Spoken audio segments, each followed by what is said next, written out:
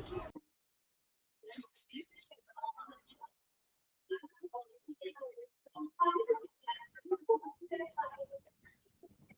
morning. Good morning, ma'am. Good morning. Good morning, ma'am. Good morning. Good morning, ma'am. Good morning, ma'am. എല്ലാരും ഫുഡൊക്കെ കഴിച്ചോ?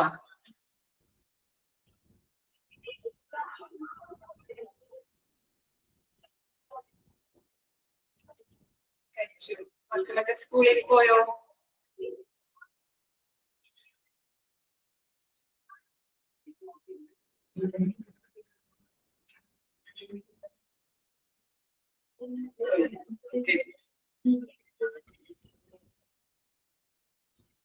ഞാൻ എടുത്ത കാര്യങ്ങൾ വായിച്ചു നോക്കിയായിരുന്നോ?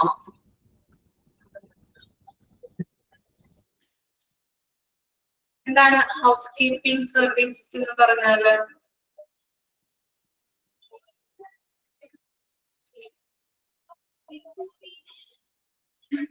എന്തായിരുന്നു house keeping services?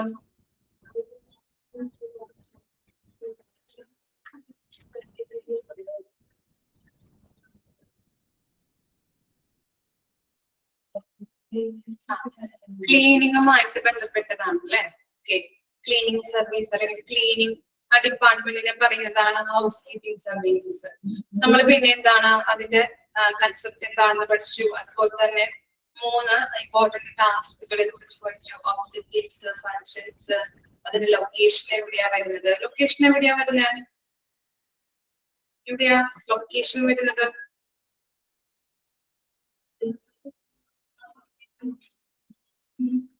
Non prime ഏരിയയിലാണ് അല്ലെ? ഓക്കെ, പിന്നെ അതിന്റെ ഓർഗാനോഗ്രാം നോക്കിയിട്ടുണ്ടായിരുന്നു അല്ലെ? ഹൈറാർക്കി നമ്മൾ നോക്കിയിട്ടുണ്ടായിരുന്നു ഇല്ലേ?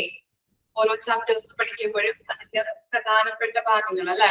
ഓർഗാനോഗ്രാം, ഹൈറാർക്കി ഒക്കെ നമ്മൾ പഠിക്കാറുണ്ട്. ഓക്കെ, നമ്മുടെ ഹൗസ് കീപ്പിംഗ് സർവീസിലും അതിനുള്ള ഹൈറാർക്കി ഉണ്ട്. അതാണ് അവിടെ 3 പോയിന്റ് ആയിട്ട് കൊടുത്തിരിക്കുന്നത്. നമ്മൾ കണ്ടില്ലേ? ഫസ്റ്റ് പൊസിഷനിൽ ആരാ വരുന്നത്? ആരാ വരുന്നത് ഫസ്റ്റ് പൊസിഷനില്?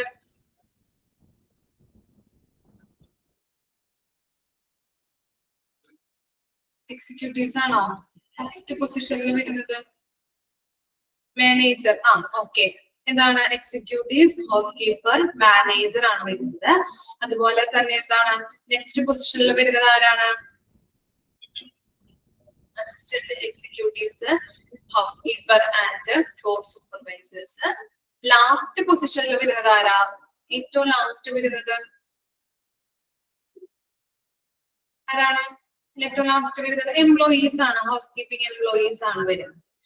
ഓക്കെ, ഇനി മാനേജറുടെ ഡ്യൂട്ടി എന്തായിരുന്നു?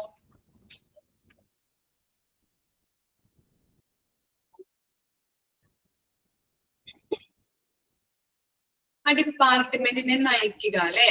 Lead the department. ഓക്കെ, ഡിപ്പാർട്ട്മെന്റിനെ നയിക്കുന്ന ഡ്യൂട്ടിയാണ് മാനേജറുടെ. അതുപോലെ തന്നെ ഹൗസ് കീപ്പിംഗുമായിട്ട് ബന്ധപ്പെട്ട എല്ലാ കാര്യങ്ങളും ഫോം ചെയ്യുന്നതും കൺട്രോൾ ചെയ്യുന്നതൊക്കെ ഈ മാനേജറുടെ ഡ്യൂട്ടിയാണ്. ഇനി നെക്സ്റ്റ് ആണ് എന്ത്? Assistant executives, house keeper and floor supervisors എന്ന് പറഞ്ഞിട്ടുണ്ടെങ്കിൽ എന്താണ്? അവര് നല്ല രീതിയിൽ ഈ മേഖലയുമായിട്ട് ബന്ധപ്പെട്ട ട്രെയിനിങ് അതുപോലെ തന്നെ പ്രവൃത്തി പരിചയമുള്ള ആളുകളായിരിക്കും അല്ലെ? അപ്പൊ ഹൗസ് കീപ്പിംഗ് പ്രൊസീജിയറില് ആ നടപടിക്രമത്തില് ട്രെയിനഡ് ആയിട്ടുള്ളതും പരിചയമുള്ള ആളുകളായിരിക്കണം ഈ അസിസ്റ്റന്റ് എക്സിക്യൂട്ടീവ്സ് എന്ന് പറഞ്ഞാൽ, അല്ലെങ്കിൽ സൂപ്പർവൈസേഴ്സ് എന്ന് പറഞ്ഞാൽ. അതുപോലെ തന്നെ ഈ ഹൗസ് കീപ്പിംഗ് സ്റ്റാഫുകളെ മാനേജ് ചെയ്യുന്ന ഡ്യൂട്ടിയും ഇവരുടേതാണ്. ഇനി ഏറ്റവും ലാസ്റ്റ് പൊസിഷനിൽ വരുന്നത് ആരാണ്? എംപ്ലോയീസ് ആണെന്ന് പറഞ്ഞു അല്ലെ? എംപ്ലോയീസിന്റെ പ്രത്യേകതകൾ എന്തായിരിക്കും? എന്തായിരുന്നു എംപ്ലോയീസ് എന്ന് പറയുമ്പോ?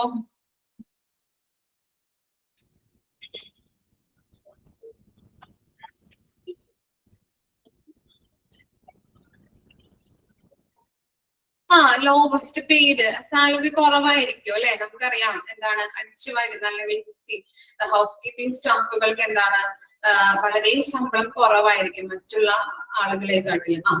അതുപോലെ തന്നെ ഇൻഎക്സ്പേർട്സ് ആയിരിക്കും അല്ലെ? അവർക്ക് എന്താണ് എക്സ്പേർട്ടുകൾ ആകുന്നത് എങ്ങനെയാണ്? അവർ കുറെ പ്രാക്ടീസിലൂടെയും ട്രെയിനിങ്ങിലൂടെയും എഡ്യൂക്കേഷൻ കൊടുക്കുന്ന എഡ്യൂക്കേഷനിലൂടെയും ഗൈഡൻസിലൂടെയൊക്കെയാണ് അവര് എക്സ്പേർട്ടുകളായിട്ട് മാറുന്നത്. ഓക്കെ, ഇത്രയും കാര്യങ്ങളാണ് നമ്മൾ ഇന്നലെ നോക്കിയത് അല്ലെ, കഴിഞ്ഞ ക്ലാസ്സിൽ നമ്മൾ ഡിസ്കസ് ചെയ്തത്. ഇനി നെക്സ്റ്റ് നോക്കിയാലോ? ഓക്കെ ആണോ എല്ലാവരും? ഓക്കെ ഓക്കെ, നെക്സ്റ്റ് നോക്കാം കേട്ടോ. Facilities and space requirements. Okay, സൗകര്യങ്ങൾ അതുപോലെ തന്നെ എന്താണ് ആവശ്യങ്ങൾ, സ്പേസ് എന്താണ് ആവശ്യങ്ങൾ, റിക്വയർമെന്റ്സ് എന്ന് പറഞ്ഞിട്ടുണ്ടെങ്കിൽ ആവശ്യകതകൾ എന്തൊക്കെയാണ് നോക്കാം. The following facilities and space are needed for housekeeping.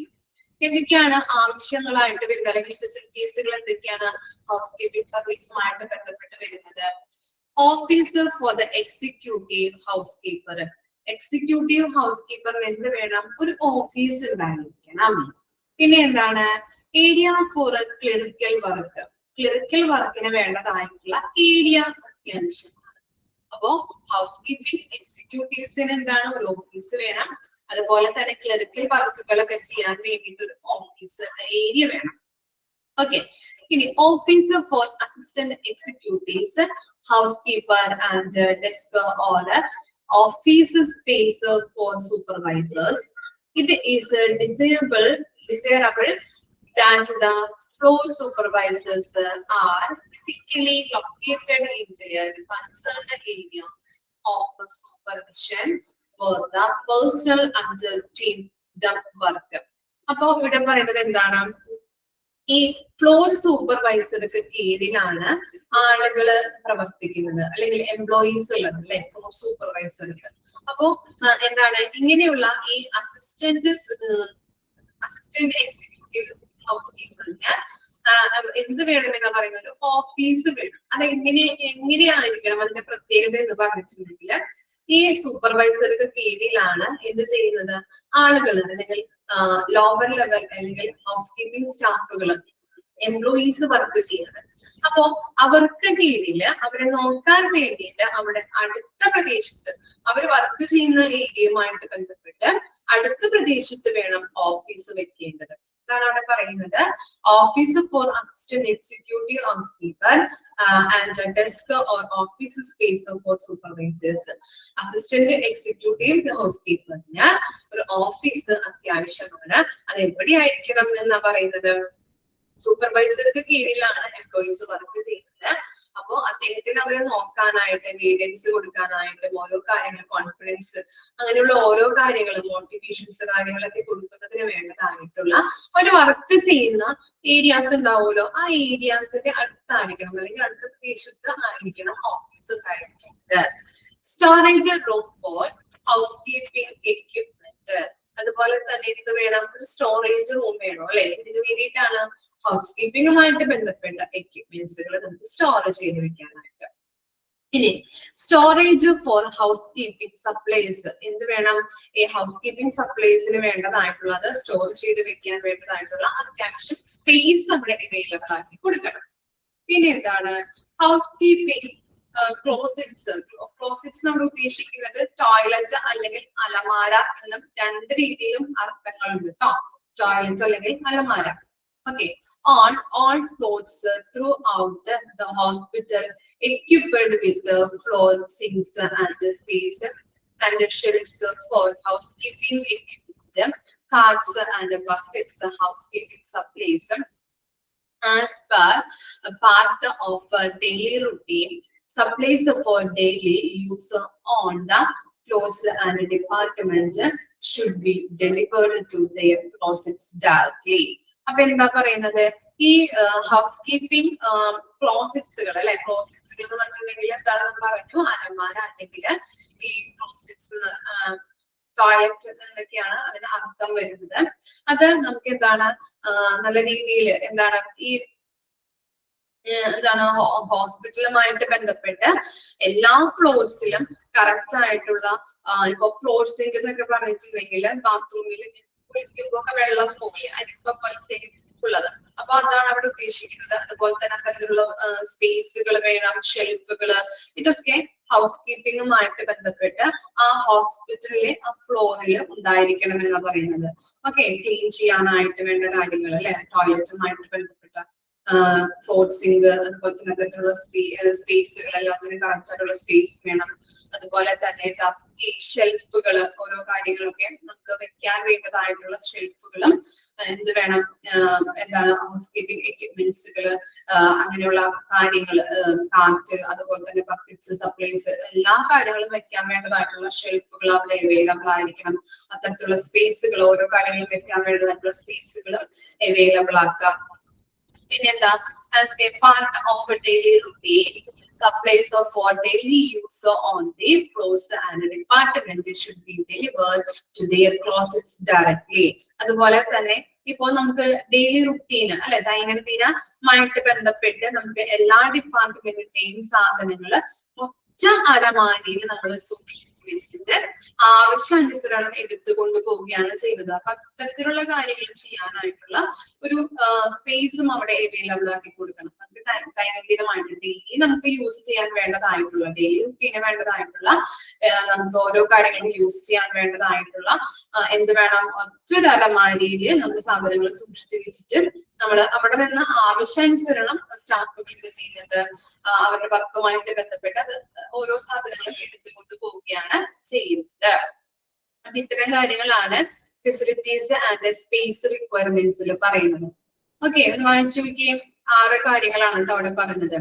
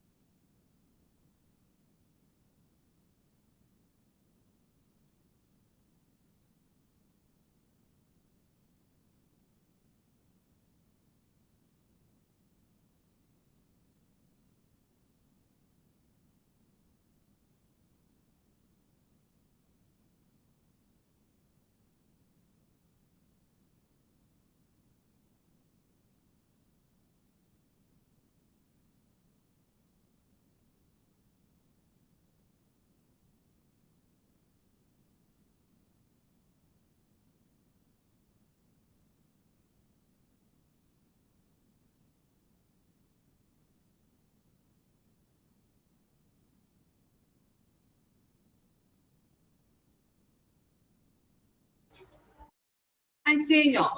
Okay,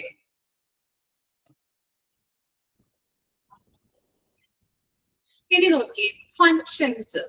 okay, house കീപ്പിംഗുമായിട്ട് ബന്ധപ്പെട്ട് എന്തൊക്കെ ഫങ്ഷൻസ് ആണ് അവർക്ക് ചെയ്യേണ്ടത്, എന്തൊക്കെ കാര്യങ്ങളാണെന്നാണ് കൊടുത്തിരിക്കുന്നത് കേട്ടോ. ഓരോ ഡെയിലി ക്ലീനിങ്ങുമായിട്ട് ബന്ധപ്പെട്ടും പീരിയോഡിക് ക്ലീനിങ് ഉണ്ട്, ട്രാഷ് ആൻഡ് ഗാർബേജ് റിമൂവൽ ഉണ്ട്, അങ്ങനെ പല കാര്യങ്ങളുമാണ് അവിടെ പോയിന്റ് വൈസ് ആയിട്ട് അവിടെ കൊടുത്തിരിക്കുന്നത്. അവിടെ ഡെയിലി ചെയ്യേണ്ട കാര്യങ്ങൾ, ഓരോ കാര്യങ്ങളും ചെയ്യേണ്ടത് പീരിയോഡിക് ആയിട്ടും ഡെയിലി ആയിട്ടും എന്തൊക്കെ കാര്യങ്ങളാണ് ചെയ്യേണ്ടതെന്നാണ് കേട്ടോ. Okay, the department is accountable for various tasks. Following are some of the functions. വായിച്ചു നോക്കി, നിങ്ങൾക്ക് തന്നെ പറയാൻ പറ്റുന്ന ചെറിയ ചെറിയ കാര്യങ്ങളാണ് ഇതിൽ കൊടുത്തിരിക്കുന്നത്. വായിച്ചു നോക്കോ, നമുക്ക് തന്നെ പറയാൻ പറ്റും. സിമ്പിൾ ആയിട്ടുള്ള കാര്യങ്ങളാണ്. വായിച്ചു നോക്കിയേ. അയച്ചു കഴിഞ്ഞാൽ മിസ്സിനോട് പറയണം കേട്ടോ.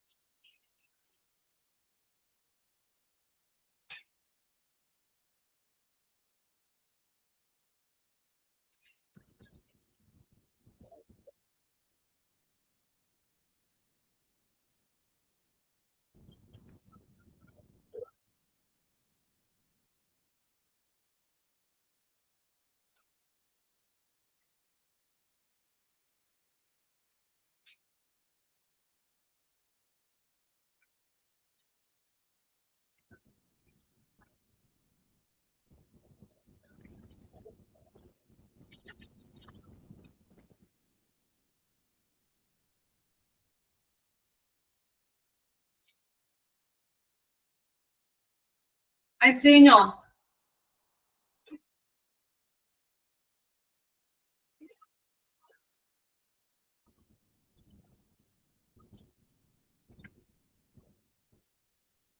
ആർക്ക് എക്സ്പ്ലെയിൻ ചെയ്യാൻ പറ്റാം?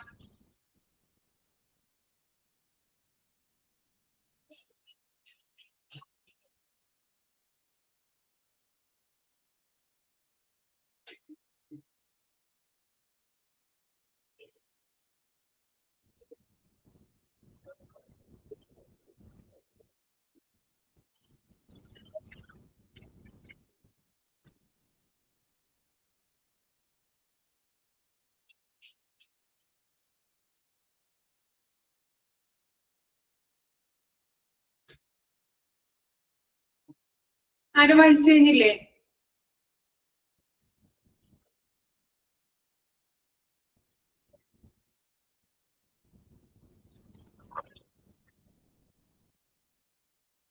അനഘ ഒന്ന് എക്സ്പ്ലെയിൻ ചെയ്ത്. ഡെയിലി ക്ലീനിങ് എന്താണ് അതിൽ പറയുന്നത്?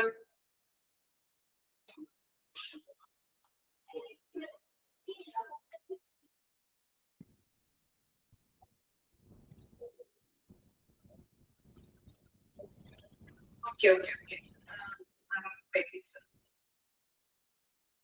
ആ മൈക്ക് ഓൺ ആക്കിയിട്ട് പറഞ്ഞോളൂ. മിസ് അതിന്റെ പറയുന്നത് ക്ലീൻ ചെയ്യുന്ന കാര്യത്തെ പറ്റിയാണ്. അതായത് this consist of sweeping, mopping floor. അതായത് അടിച്ചു വാരുക, ഫ്ലോറ് ക്ലീൻ ചെയ്യുക, പിന്നെ പൊടിയൊക്കെ തുടയ്ക്കുക, പിന്നെ പിക്ചർ വാളുകള് ക്ലീൻ ചെയ്യുക, സീലിങ്, ബാത്റൂംസ്, വിൻഡോസ്, പിന്നെ എംറ്റി ആയിട്ടുള്ള ഈ ചവിറ്റുകൊട്ടകളൊക്കെ കൊണ്ട് കളയുക. അതായത് എംറ്റി ആയിട്ടിരിക്കുന്നതൊക്കെ ക്ലീൻ ചെയ്ത് വെക്കുക, ഉള്ളതൊക്കെ ക്ലീൻ ചെയ്യുക. പിന്നെ ഡിഫോറസ്റ്റ് റെഫ്രിജറേറ്റേഴ്സ് എന്ന് പറഞ്ഞാൽ അതായത് തണുപ്പ് മാറ്റുക, റെഫ്രിജറേറ്റേഴ്സിന്റെ തണുപ്പ് ഐസ് ഇല്ലാണ്ടാക്കുക എന്നുള്ളതാണ് ഡിഫോറസ്റ്റിംഗ് എന്ന് പറഞ്ഞാൽ. പിന്നെ നേഴ്സിംഗ് സ്റ്റേഷൻസ്, അതായത് നേഴ്സുമാർ ഇരിക്കുന്ന റൂമെല്ലാം ക്ലീൻ ചെയ്യുക എന്നുള്ളത്. നെക്സ്റ്റ് പീരിയോഡിക് ക്ലീനിങ് ആര് പറയും? Jasmine.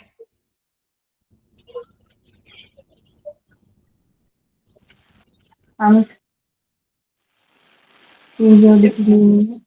I'll include in the windows clean ചെയ്യുക, പിന്നെ വാക്സിൻ സോഴ്സ്, ഫ്ലോറൊക്കെ വാക്സ് ചെയ്യുക, പിന്നെ ക്ലീനിങ്, കാർപ്പറ്റൊക്കെ ക്ലീൻ ചെയ്യുക, dusting, high ceiling and changing ഗാസറേജ്. ഡസ്റ്റിങ് എന്ന പൊടി റാപ്പറേഷനോ അറിയിക്കില്ല.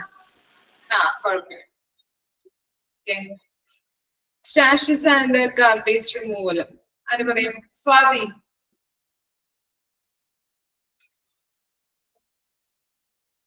സ്വാതി.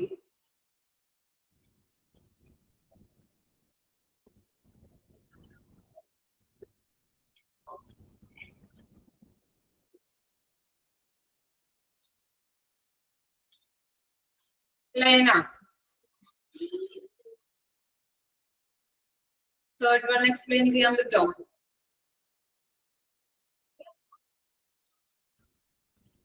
ലൈന അറിഞ്ഞൂടാ മാം. അറിയില്ലേ? Third one വായിച്ചില്ലേ? വായിച്ചിട്ടൊന്നും മനസ്സിലായില്ലേ? വേറെ ആർക്കാ?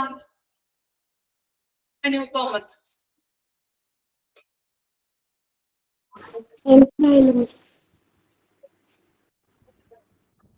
എന്താണ് ക്ലിയർ ആയില്ല? മനസ്സിലായില്ല.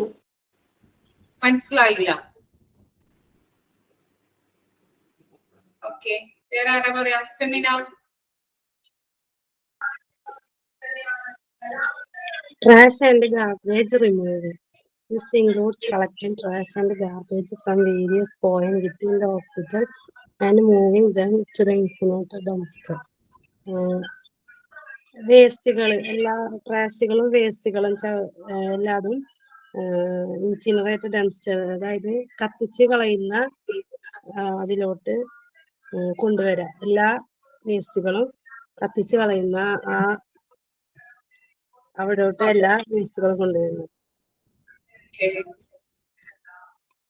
എക്സ്പ്ലെയിൻ ചെയ്യാൻ ആർക്കും മനസ്സിലായില്ല. വായിക്കുന്നില്ലേ? വായിക്കാൻ പറഞ്ഞിട്ട് എളുപ്പമുള്ള ചാപ്റ്റർ ആണല്ലോ. ഓക്കെ, ഫങ്ഷൻസ് നോക്കാം കേട്ടോ. ഡെയിലി ക്ലീനിങ് എന്താ പറയുന്നത്? This consists of sweeping and mopping floors. Sweeping എന്ന് പറഞ്ഞാൽ എന്താ? സ്വീപ്പിംഗ് എന്ന് പറഞ്ഞിട്ടുണ്ടെങ്കിൽ അടിച്ചു വാരുക കേട്ടോ. മോപ്പിംഗ് എന്ന് പറഞ്ഞിട്ടുണ്ടെങ്കിൽ തുടയ്ക്കുന്നത്, അറിയാമല്ലോ. ഓക്കെ, അപ്പൊ ഫ്ലോറുകളായിട്ടുണ്ടെങ്കിൽ ഫ്ലോറുകളൊക്കെ കറക്റ്റ് ആയിട്ട് തുടയ്ക്കുക, അതുപോലെ തന്നെ അടിച്ചു വാരുക, കറക്റ്റ് ആയിട്ട് ചെയ്യാം. Dusting furniture. ഓക്കെ, ഫർണിച്ചേഴ്സിലൊക്കെ എന്തെങ്കിലും എന്താണ് അവിടെ ഡസ്റ്റിങ്ങിന്റെ അവിടെ കോമ ഉണ്ട് നമ്മുടെ സ്ക്രീനില്, അത് ടെസ്റ്റിംഗ് ഫർണിച്ചർ എന്നാണ് കേട്ടോ, കോമ വേണ്ട. ഓക്കെ, അപ്പം ഫർണിച്ചറിന്റെ പൊടികളും കാര്യങ്ങളൊക്കെ ഉണ്ടാവുമല്ലോ, അത് തുടച്ച് നീക്കാം, മാറ്റുക. ക്ലീനിങ് ഫിക്സർ വാൾസ്, അതുപോലെ തന്നെ ഫിക്സഡ് ആയിട്ടുള്ള വാൾസുകളൊക്കെ ഉണ്ടാവുമല്ലോ, അത് ക്ലീൻ ചെയ്യുക. സീലിംഗ് ക്ലീൻ ചെയ്യുക, മുകൾ ഭാഗങ്ങൾ സീലിംഗ്സ് ഒക്കെ ഇല്ലേ. ഓക്കെ, വിൻഡോസ് ആൻഡ് ബാത്റൂംസ് ഇതൊക്കെ കറക്റ്റ് ആയിട്ട് ക്ലീൻ ചെയ്യാം. പിന്നെ empty trash and defrosting refrigerators in nursing station. Nursing station കണ്ടിട്ടില്ല നിങ്ങള്? ഹോസ്പിറ്റലിൽ പോകുമ്പോ കണ്ടിട്ടില്ലാത്തവര് ശ്രദ്ധിക്കുക. അപ്പൊ നഴ്സിംഗ് സ്റ്റേഷനുമായിട്ട് ബന്ധപ്പെട്ട് അവിടെ റെഫ്രിജറേറ്റർ ഉണ്ടാവും. ഈ പേഷ്യൻസിനൊക്കെ ചില പേഷ്യൻസിന് മരുന്നൊക്കെ ഫ്രിഡ്ജിൽ വെച്ചിട്ട് കൊടുക്കേണ്ടതായിട്ടുണ്ട്. അപ്പൊ അത് നമ്മള് ഫ്രിഡ്ജിൽ നിന്ന് എടുത്തിട്ട് ആ മരുന്ന് എടുക്കും, അത് കഴിഞ്ഞിട്ട് പിന്നെ അവിടെ ഫ്രിഡ്ജിൽ വെക്കും. അങ്ങനെയാണ് ചെയ്യാറ് അവര്. അപ്പൊ അവിടെ നഴ്സിംഗ് സ്റ്റേഷനുമായിട്ട് ബന്ധപ്പെട്ട് റെഫ്രിജറേറ്റർ ഉണ്ടാവും, ഫ്രിഡ്ജ് ഉണ്ടാവും.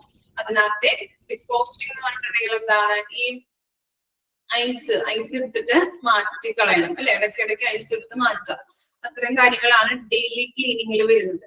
അതുപോലെ തന്നെ പീരിയോഡിക് ക്ലീനിങ് എന്ന് പറയുമ്പോൾ ദിസ് ഇൻക്ലൂഡ്സ് വാഷിംഗ് വിൻഡോസ് ഒക്കെ വാഷ് ചെയ്യുക.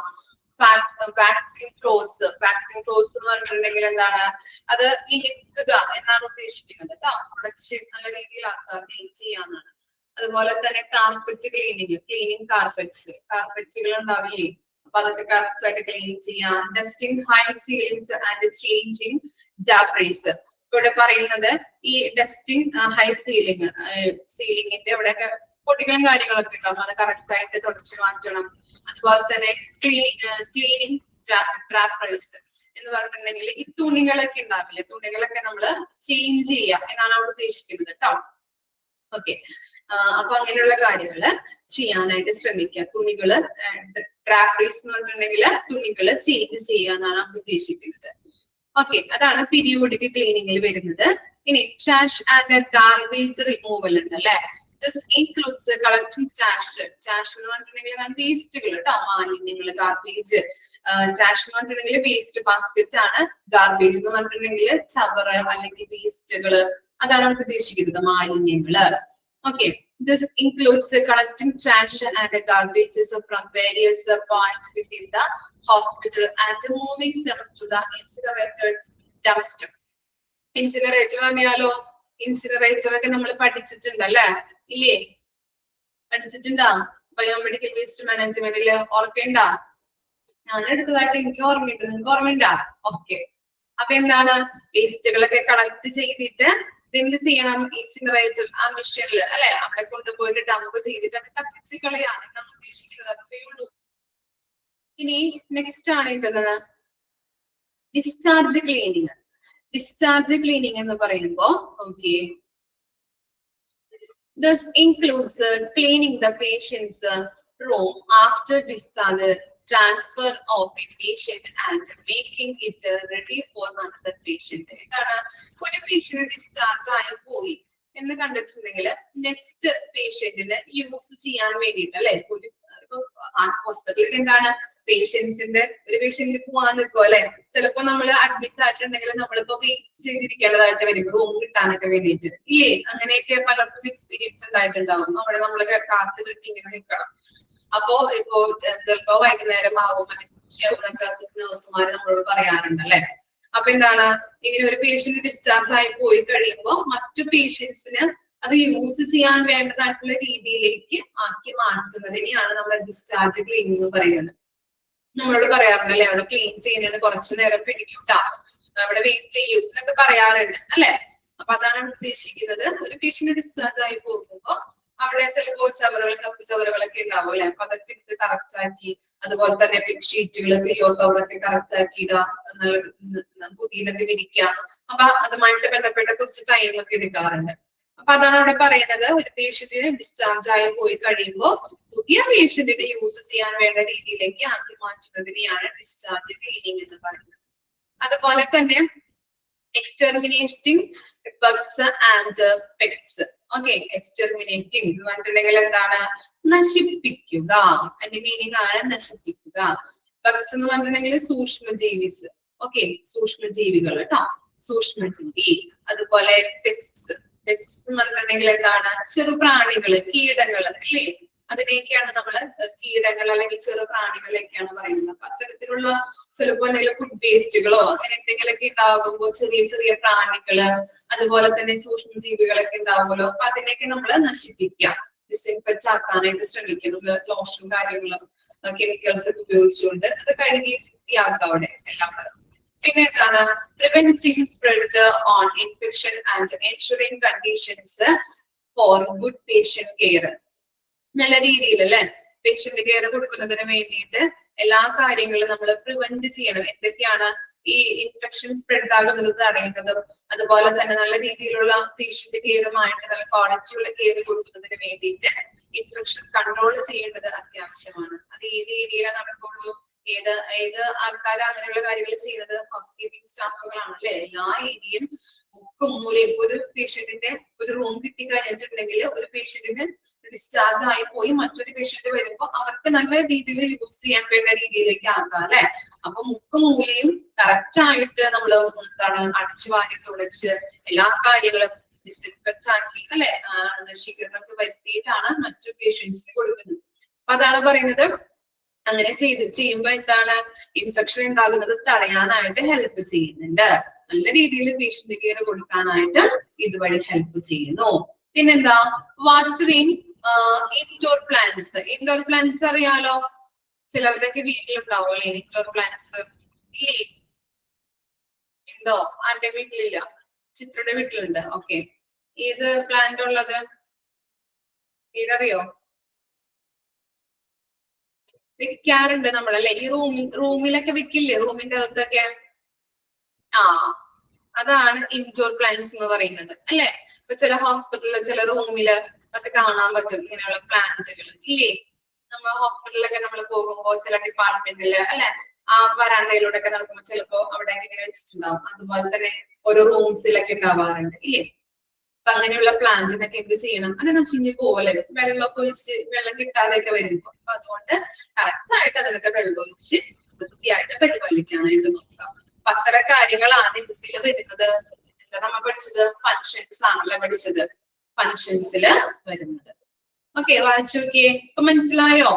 ഡെയിലി ക്ലീനിങ് ഉണ്ട്, പീരിയോഡിക് ക്ലീനിങ് ഉണ്ട്, trash and garbage removal, discharge cleaning ഉണ്ട്, extermination bugs and pests, preventing spread of infection and ensuring conditions for patient care, watering indoor plants.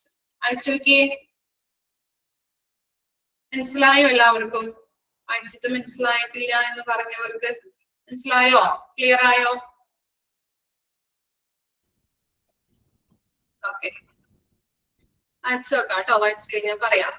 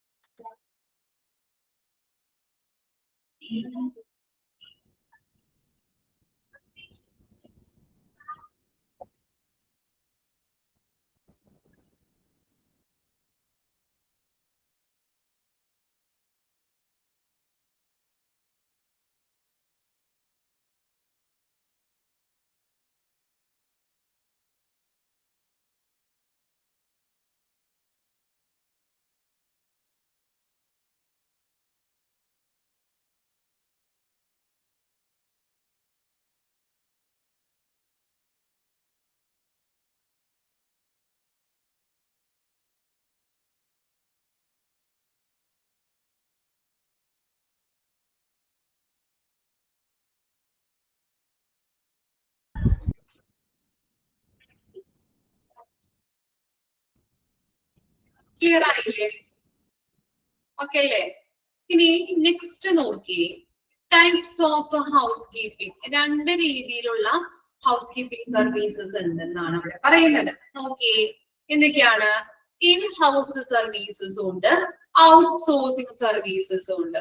Okay, in house സർവീസസിന് in sourcing services എന്ന് പറയുന്നുണ്ട് കേട്ടോ. അപ്പൊ നിങ്ങൾ പഠിച്ചു just ഒന്ന് നോക്കി വെക്കുക കേട്ടോ. ഇൻ ഹൗസ് സർവീസസിനെ ഇൻ സോഴ്സിംഗ് സർവീസസ് എന്നും പറയുന്നുണ്ട്. ഇവിടെ ഒന്ന് എഴുതി വെക്കാം, രണ്ടും പഠിക്കാനായിട്ട് സുഖാവും നിങ്ങൾക്ക്. ഔട്ട്സോഴ്സിംഗ് സർവീസസും ഉണ്ട്, ഇൻസോഴ്സിംഗ് സർവീസസും ഉണ്ട്. ഇൻസോഴ്സിംഗ് സർവീസസിനെ പറയുന്ന മറ്റൊരു പേരാണ് in house services.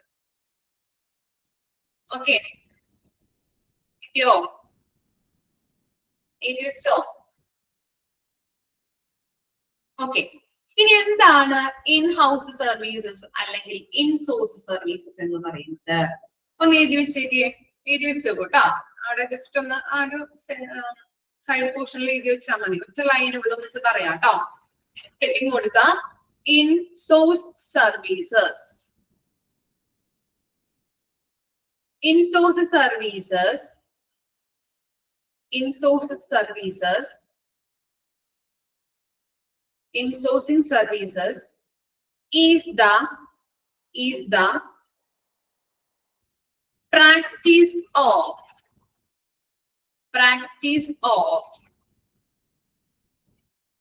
assigning assigning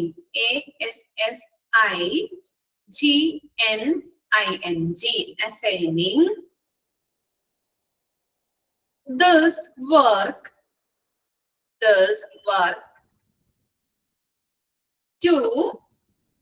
to existing employees.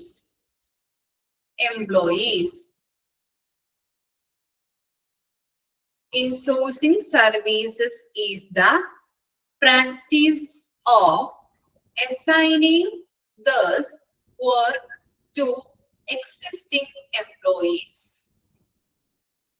കിട്ടിയോ? ഡൗട്ട് ഉണ്ടോ? ആർക്കെങ്കിലും കിട്ടാത്തതുണ്ടോ? ഓക്കെ അല്ലേ? എല്ലാവരും എഴുതിയെടുത്തില്ലേ?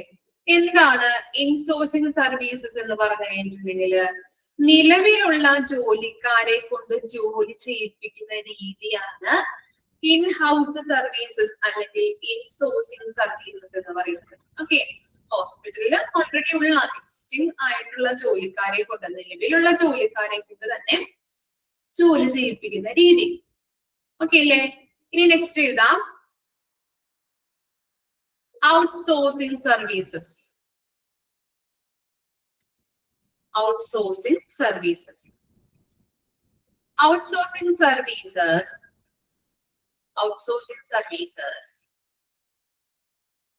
is the practice of hiring hiring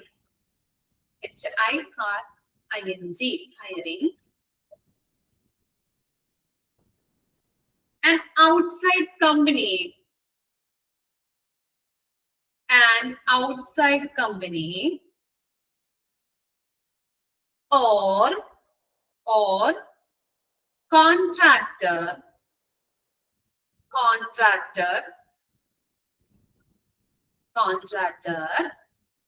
to perform work. to perform work. Okay, ഒന്നുകൂടി വായിക്കാം.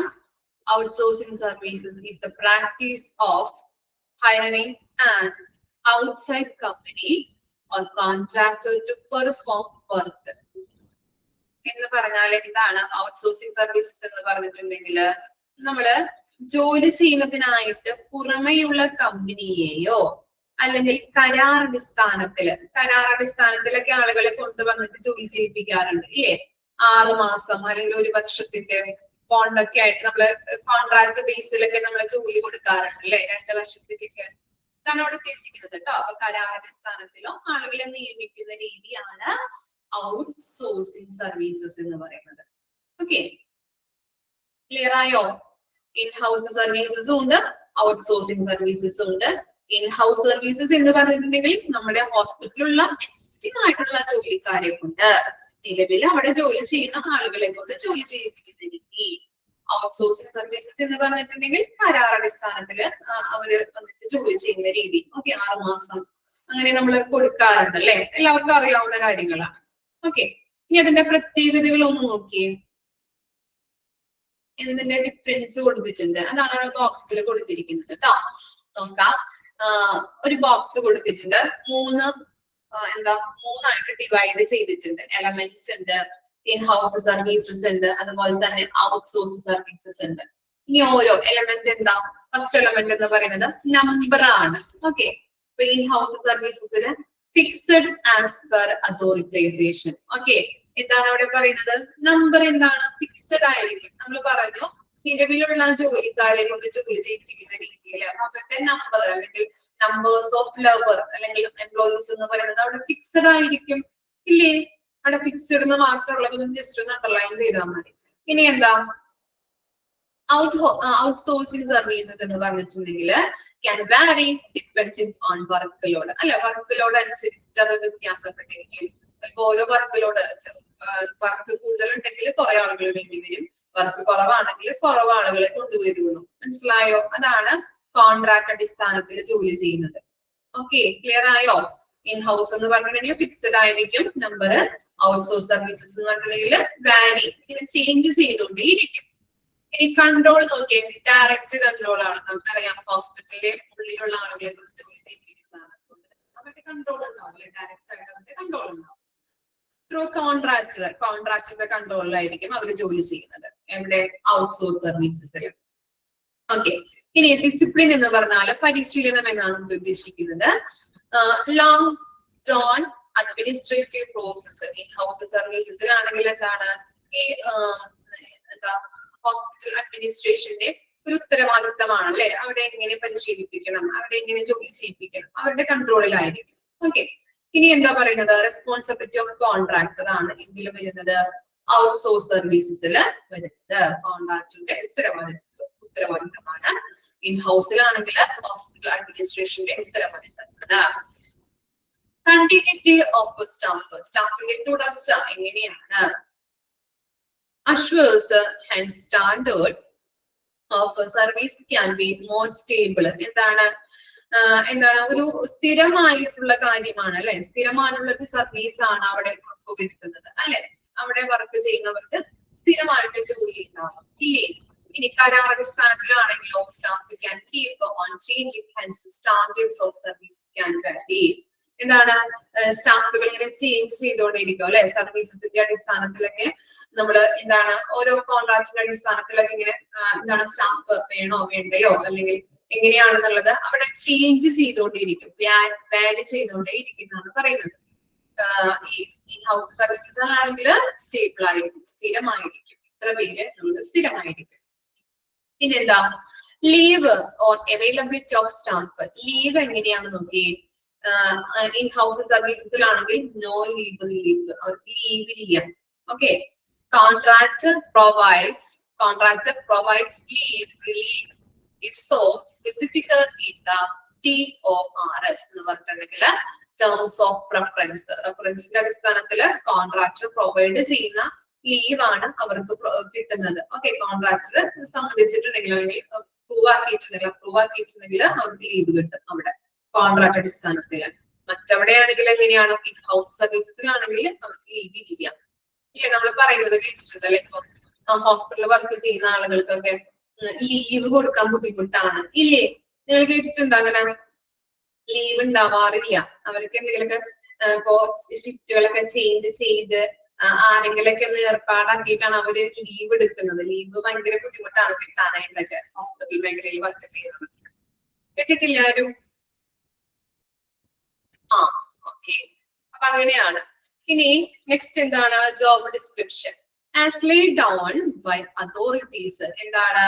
അധികാരികൾ നിശ്ചയിച്ച പ്രകാരമാണ് ഈ ജോബിന്റെ ഡിസ്ക്രിപ്ഷൻ എന്ന് പറഞ്ഞാല് വിവരണം. എങ്ങനെയാണ് അധികാരികൾ പറയുന്നത് അടിസ്ഥാനത്തില് ഓരോ ഡ്യൂട്ടീസും റെസ്പോൺസിബിലിറ്റീസ് ഒക്കെ ഓരോരുത്തർക്ക് കൊടുക്കും അല്ലെ? അപ്പൊ അവര് പറഞ്ഞ രീതിയിലായിരിക്കും നമ്മൾ ജോലി ചെയ്യുന്നത്.